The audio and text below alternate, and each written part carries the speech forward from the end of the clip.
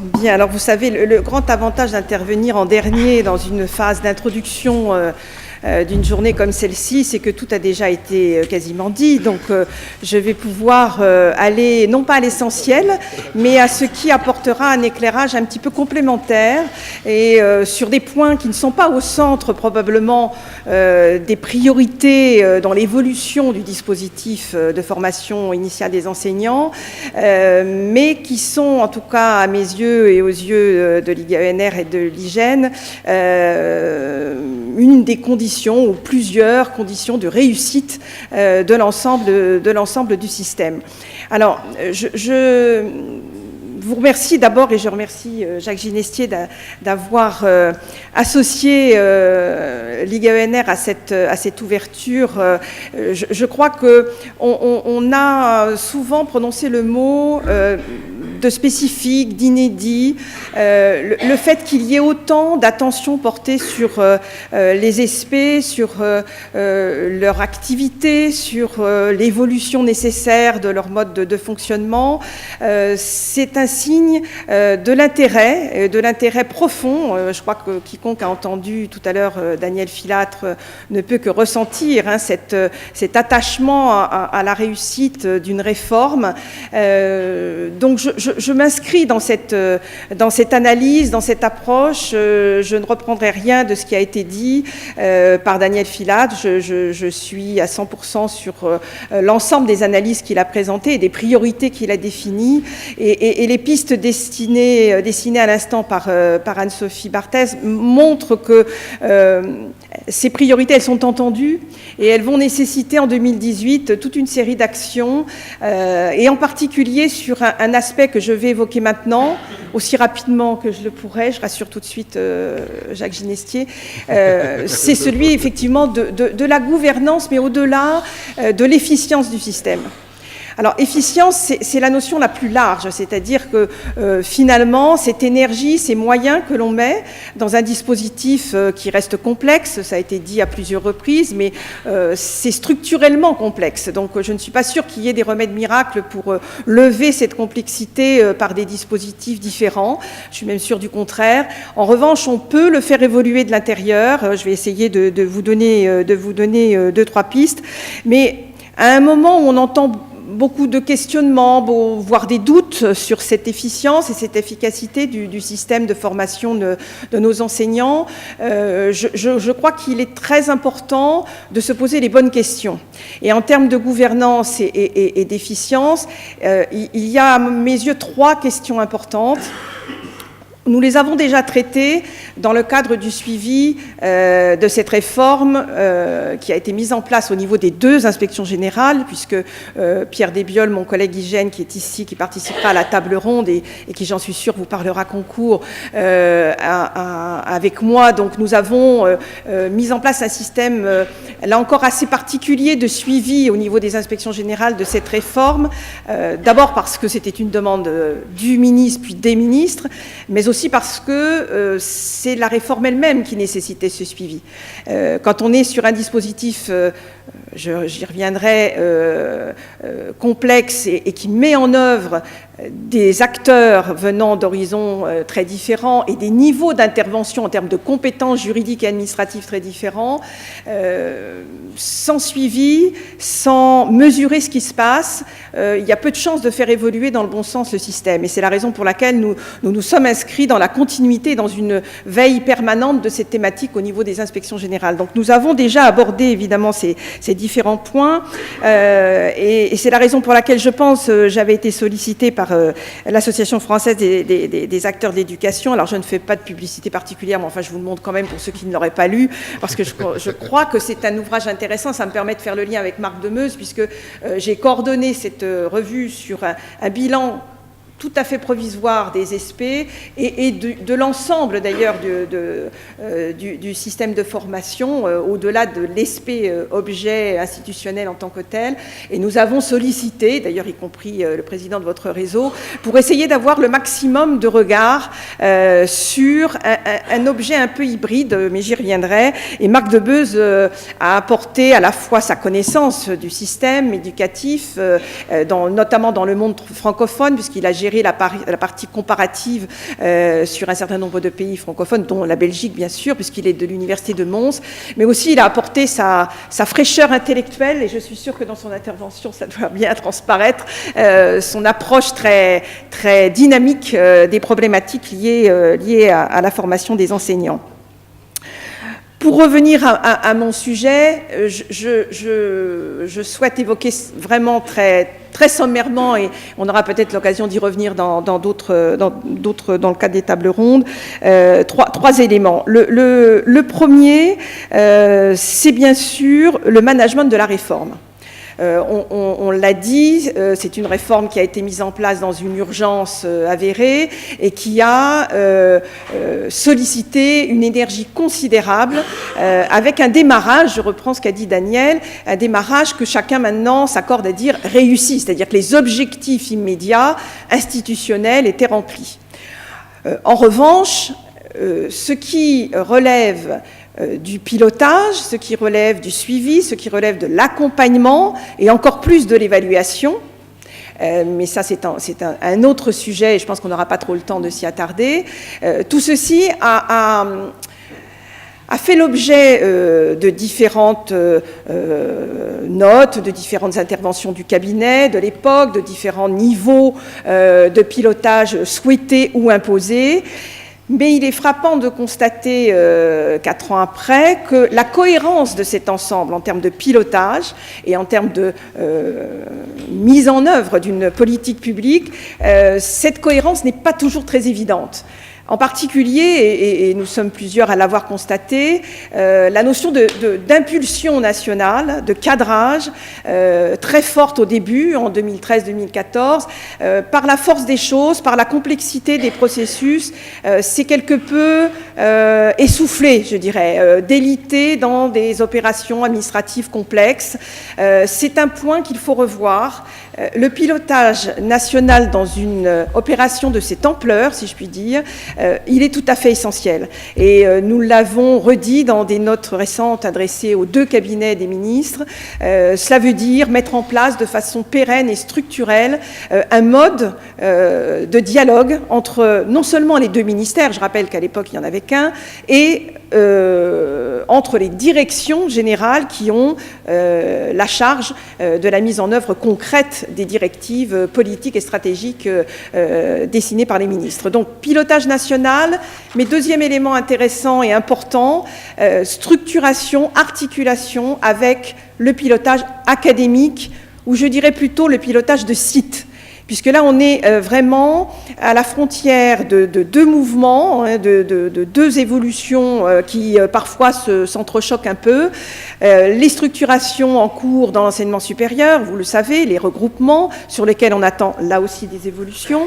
Mais la situation ne se présente pas du tout pareil, et je pense à certains directeurs d'ESP qui sont dans la salle, lorsqu'on est dans un contexte clair, par exemple une université de rattachement, une université de rattachement fusionnée, une commune, il y en a, ou bien des universités nombreuses sur un site, mais qui ne sont pas toutes soit dans une commune, soit fusionnées.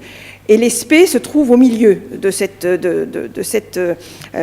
complexité structurelle. Donc ça, c'est le premier élément. Mais le deuxième élément, c'est les conséquences, qui ne sont pas encore toutes d'ailleurs abouties, de la réforme de l'organisation territoriale de l'État. Vous savez que la mise en place des régions académiques va conduire à reposer la question du rattachement académique stricto sensu des ESP.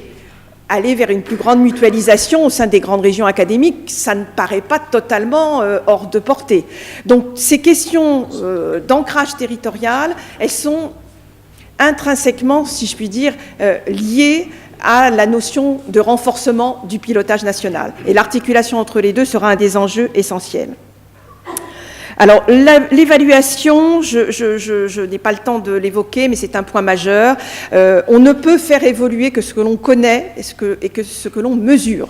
Alors, à l'inspection générale, notamment à l'IGENR, puisque c'est plutôt de notre ressort, nous avons souvent, dans nos conclusions, dans nos préconisations, la nécessité de recueillir de façon beaucoup plus professionnelle les données les données qualitatives, les données quantitatives qui concernent une thématique évaluée. Et sur les SP, on a progressé collectivement, j'entends, mais il reste beaucoup à faire pour avoir des données consolidées qui ne relèvent pas du déclaratif et qui soient surtout mises en perspective, mises en cohérence pour être des outils d'aide à la décision de vos équipes et de vous-même.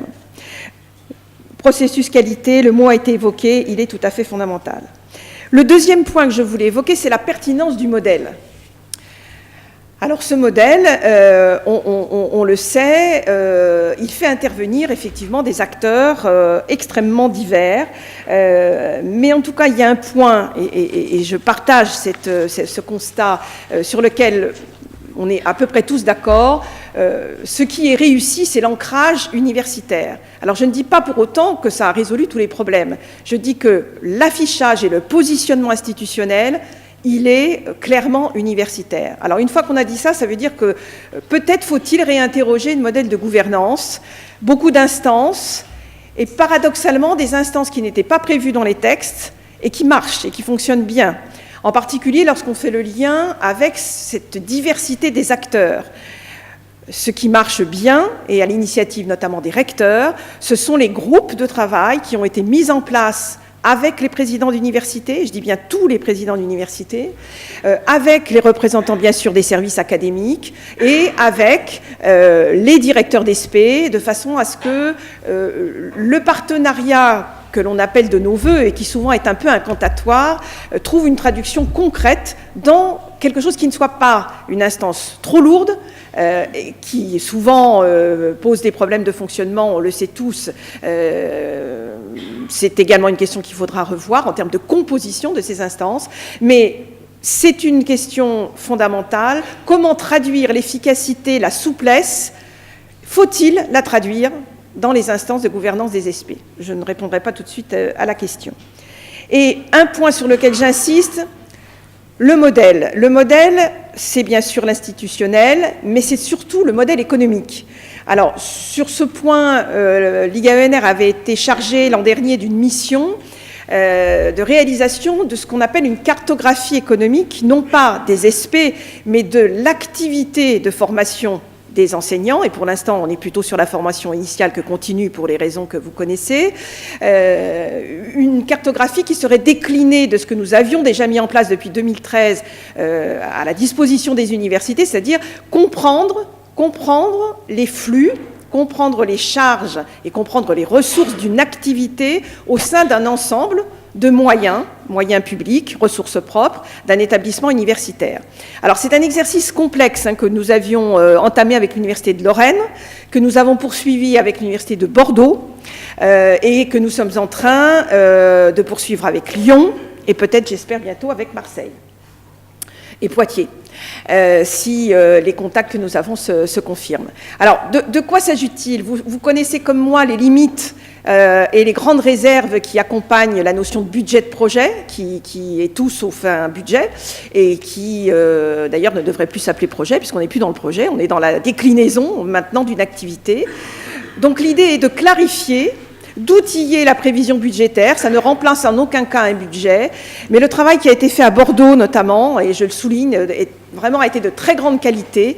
On a réussi à définir des critères objectifs, des indicateurs, et en particulier on va travailler beaucoup sur la réussite. C'est quoi la réussite du dispositif de formation ?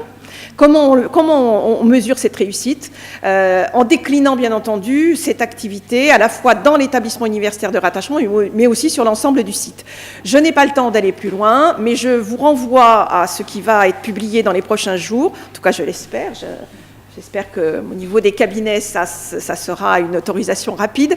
Nous avons fini et donc nous allons diffuser le guide d'établissement de la cartographie des SP. Alors même pour ceux qui ne veulent pas se lancer dans l'aventure, parce qu'il faut pour cela s'appuyer sur des services évidemment financiers et comptables qui sont volontaires, ça vous donnera des indications sur la façon dont on approche économiquement l'intervention et l'action d'une composante universitaire, encore une fois, qui ne rentre pas dans les cadres habituels d'un budget propre, intégré, selon la formule de l'université. Je n'en dis pas plus, mais je suis à votre disposition si vous le souhaitez pour qu'on puisse en rediscuter. Et le troisième point, ce sera le partenariat. Alors le partenariat, j'ai évoqué un des aspects, c'est le partenariat sur un site entre l'ensemble des acteurs. Les faire se parler, se comprendre, utiliser les mêmes références, c'est un enjeu en soi. Mais peut-être qu'un partenariat qui apparaît naturel et structurel, c'est celui entre tout simplement les deux piliers de la réforme, à savoir le formateur, l'université, l'ESP, et en lien bien sûr avec le recruteur, celui qui va employer ceux qui auront été formés dans un cadre universitaire. Et je crois qu'on a sous-estimé l'importance de traduire ce partenariat-là concrètement dans les faits, et ceci à tous les niveaux. Ça veut dire, on vient de l'évoquer, l'accréditation. L'accréditation, il est certain qu'il faut revoir la place du ministère de l'Éducation nationale dans la procédure elle-même d'accréditation, quitte à en accentuer la spécificité, comme c'est le cas par exemple pour les formations d'ingénieurs. Au niveau national, au niveau des services, au niveau des directions générales des deux ministères, mais localement, c'est également le cas. Comment faire remonter les attentes de l'employeur à tous les niveaux opérationnels et concrets? Parce qu'on aura beau décréter cela, on voit bien que le diable étant dans les détails, il y a sans arrêt des petites difficultés à résoudre qui tiennent à ce que l'équilibre, en quelque sorte, le mot-clé c'est l'équilibre entre ces deux approches, n'ait pas été suffisamment pensé, anticipé. Donc cette nouvelle étape qui s'ouvre devant nous, je crois qu'elle sera en partie consacrée, et une des traductions immédiates, vous vous en doutez bien, c'est la politique de gestion des ressources humaines. Et là, l'équilibre entre la volonté du recruteur et la proposition de l'employeur sera tout à fait essentiel.